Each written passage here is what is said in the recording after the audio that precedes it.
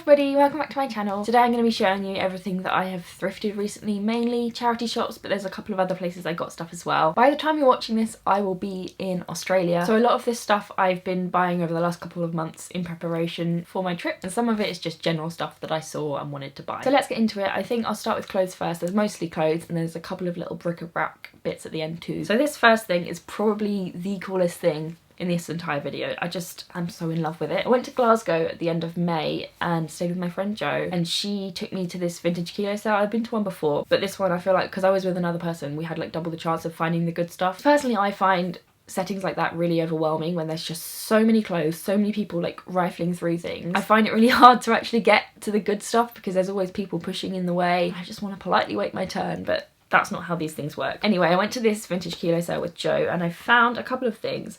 I ended up getting 5 things from there and it came to about £12. It was so cheap, but 3 of those things I have since got rid of because this was a few months ago now. And like I said, because I get kind of overwhelmed in those environments, I didn't want to queue up and try things on in the changing room. I just thought like, these things are so light, they look like they're gonna fit me. So I got 3 different like cropped blouses and none of them fit. So they went straight to the charity shop. It must have only cost like a couple of pounds at most because they're all very light. But the things that I have left, number one is this amazing skirt. So I believe this is actually a size 8 and I'm a size 10, but I kept going back to check on it to make sure that it was still there, so I just thought like, I need to buy it. So I bought it. I'm just going to move the button along very slightly so it's slightly less tight around my tummy and then it will fit fine. The other thing I got from that kilo sale in Glasgow was this grey plaid shirt.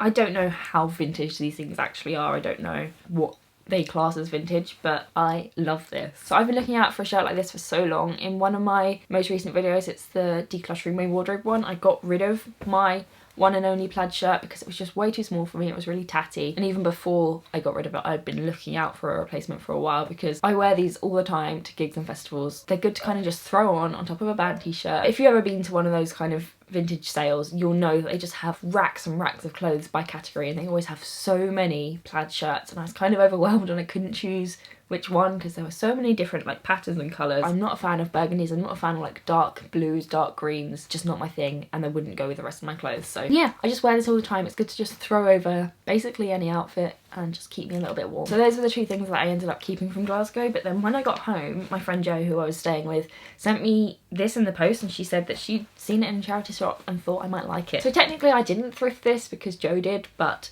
it came from a charity shop, so I'm including it. This is a really cute little cropped blouse. It's originally from Primark, which normally like I wouldn't buy from a charity shop because the quality's not going to be that good, it's not going to last. But so far I've worn this a lot and it's not gone all bubbly yet, so that's a good sign. I love the little polka dot detail and the yellow flowers. Are they buttercups maybe? And the buttons as well. Chloe, if you're watching this, as soon as I saw this I thought of you. It is quite cropped, so this literally comes down to like the bottom of my ribs, and then it's got the peplumy bottom, and then it's got ties as well, so if you want to tie it up and cinch it in a bit you can do that. So that was technically not thrifted by me, that was bought for me by my lovely friend Jo, so thank you Jo. So I got this little blouse from a charity shop. There's a charity shop next to my dentist, and every time I go to the dentist I like console myself by going to the charity shop afterwards because it's such a good charity shop. It's massive, it's got so many clothes and they're always reduced. So this was reduced to £1. So this is a really cute pink floral blouse, kind of my theme right now is pink floral blouse, but this one's very nice and lightweight. It's very see-through, which I've only just realised, like holding up to the window I can see right through it, which is potentially an issue, but I've been wearing it and it's been fine so far. I like that it's got this tie detail at the front so you can adjust the neckline accordingly. I've literally done it as tight as it possibly goes and it's still a bit out of my comfort zone sometimes, but I'm trying to push through that. I don't know how to show this best, but the bottom half I'm slightly less keen on. Originally when I tried this on in the shop I was planning to just chop it off, just have it cropped and do a little adjustment to it, but I like that I can tuck it in like this. So for now I haven't chopped that bit off, but I'm sure at some point it will start annoying me too much and I will just get a pair of scissors and then just go. Okay, and then these things are my most recent purchases. So I went like last minute emergency dash around the charity shops the other day when I was like, I don't actually own any shorts and I'm going to Australia. So I got 2 pairs of shorts. I wasn't particularly fussy at this point about like the style or anything. Ideally I wanted some like more loose flowy ones because I want them to be as lightweight as possible, but these ended up being the only shorts which I could find which fit me. They will do for now, and I can always buy some more there if I need to. So these ones are like a blue denim, originally from Topshop. They're very high-waisted, and they're like the Levi 501s where they've got the 5 buttons all the way up. I haven't done it up to show you. I probably should have done. These were only £2, which is why I bought them, even though I'm not 100% in love with them. I do like them, but there's probably a proper fashion word for this, but they're kind of puffy. The way that they're tailored, they kind of just go out around the hips and the top of the thighs, which isn't necessarily a bad thing. It's just a different style to what I'm used to, I think. They've got a nice bit of stretch to them, which is always a plus for denim shorts, and when I tried them on in the charity shop, I did like the sitting down test and they didn't ride up, which is such a rarity, so I thought, I've got to go for them. I need some shorts to wear, and these ones do not show off my butt, so that's good. The other pair of shorts I got were also from Bernardo's. These ones were £2.50, and they're these black denim shorts, originally from H&M. To be honest, they're probably not denim at all, because I owned a pair of these shorts in pale pink, exactly the same style, and they're like super stretchy. They cost less than £10, so I don't know if you could actually class this as denim or not, but they fit very nicely. They're very flattering. The only thing I'm not too keen on, which I try and avoid when I'm buying clothes, is these like rolled up bottoms, like either on sleeves or on shorts or something, because over time when you wash them they start to unroll themselves, but the bits which are sewn in stay rolled up, so then you just get really uneven rolls at the bottom of your shorts or whatever. So I'm not loving that, but at the moment that's not a problem, so they will do for now. I got this little stripy crop top for £2 from another charity shop. This one's kind of off the shoulder. I really like the fit. I thought it was very flattering, and again, this is originally from Primark, so I'm not expecting it to last forever, but the way I see it is it's already kind of in the waste stream, like it already existed and already was unwanted by someone, so I'm rescuing it from landfill for at least a little bit longer. And even then, I never send clothes to landfill. I always recycle them. There's always a way. The final thing from that little charity shop run was this little blouse. This is originally from Zara. I've never bought anything from Zara. It's a little polka dot blouse. This time it's kind of, I think that's like a crepe material, would you say?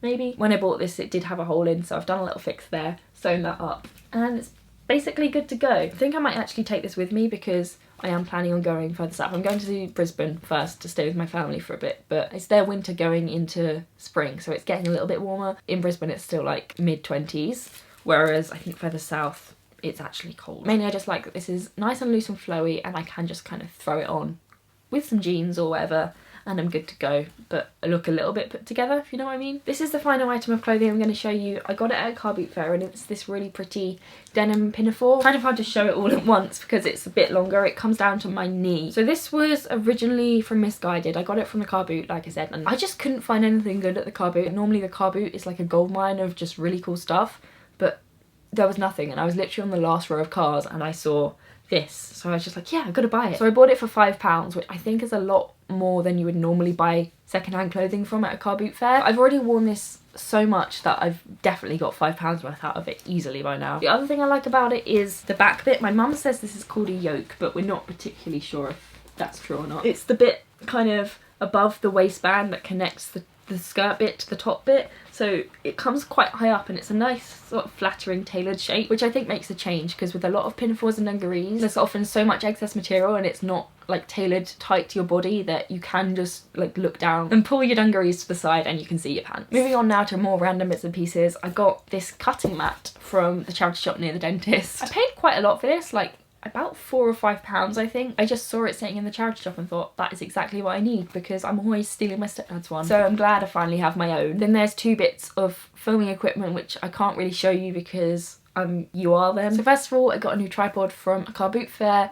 You know, like, I don't want to stereotype here, but those old people who are really into photography, and you see them like at National Trust places with those cameras with the massive telescopic lenses, but you can tell like they're invested in photography as a hobby and like a pastime. They just have like loads of equipment and it's all nice quality, not like your cheap stuff that they've bought on Amazon. So I found this little gold mine because there was an older couple there who are obviously really into their photography, and they were selling loads of old camera gear, so I decided to get a new tripod because my one broke about a year ago and I just never replaced it. And this is in perfect condition. It's never been used. It's clearly sat in their garage or shed or something for years because it was covered in dust, but it was still in the wrapper. And I think I paid £5 for this, and it's already just made my life so much easier. I'm no longer having to like stack books up. I have got smaller tripods and stuff that I've been using, but usually small tripod goes on a pile of books or on a box, on a bookcase or something. Like there's never just like put the camera down and film, whereas now this kind of just stays put up in the corner of my room, and I can film when I want to film, which is just so handy and so much less of an effort. And the other bit of equipment is my new lens, which I'm filming on right now, which I am in love with. I knew it was the next thing that I wanted to sort out about my camera setup, because I was always just using the kit lens that came with my camera, and it was okay, but this is so much better for sit down videos, talking to a camera, filming my face. This is perfect. And I'm super overexposed now, so I can't be like, oh yeah, look how great this lens is, because you can hardly even see. It's the Sigma 30mm lens. Normally they're like £400 plus, but I was just doing a casual search on eBay and I found one which had bids starting at like 20 quid or something ridiculous. So I went into frenzy mode and I had a little bidding war, and I got it for 126, which is super good. I'll put in a clip now of what my kit lens looks like, just so you can see the actual difference. Like, I didn't realise how different, like how much better quality this is compared to my other lenses. Ridiculous. I'm trying to get used to like focusing it and then staying in one place, because if I move just slightly forward or something, I'm blurry. And my camera I've had for like 7 years, so it's not like the one which can autofocus whilst I move. It's just, I have to do it manually, and I often film without my glasses on, so this is just like a game, and I just have to hope for the best that it's in focus. And then these two last things seem really like trivial and pathetic compared to this really expensive lens, but here we go. These were from my most recent charity shop crawl. My sister picked this up because it was in the children's section and she wanted to move it back to the adult section because it's not a children's book. This is The Girls by Emma Cline, which is a book about cults, so it didn't belong in the children's section. As she picked it up to move it, I was like, ooh, I actually want to read that book, so I got it. It was only 99p, and I think I'm going to take this travelling with me because the thought of not having a book for 2 months is too much, but this is already a bit battered, like it's not a beautiful condition book, so I'm not too fussed if it gets ruined. If I finish it there and leave it there, that's fine too. And then this is the final thing. I'm really excited about this, but everyone else seems to think that it's a bit weird, I don't know. But this is a candle, 50p, smells really nice, but I just wanted the tin. I don't know how you would describe this art style. Would you say that's watercolour? Maybe, don't know. It's a really cute painting of a peach, and I thought this would be the perfect tin to keep my pills in. And then I opened it up and there was a candle inside, so it's like a bonus candle with my tin. But once I've burnt the candle, I keep my pills in there, because at the moment I keep my pills in this heart-shaped tin, but the lid just falls off really easily, so it's not the most secure place to keep my treasured drugs. It's really silly, but this is probably the thing I was most excited about buying on my most recent like charity shop adventure. But little things in life, you know. So there we go, that's all of my thrifty finds from the last couple of months. Thank you all so much for watching. Like the video if you liked it, and I will see you very soon.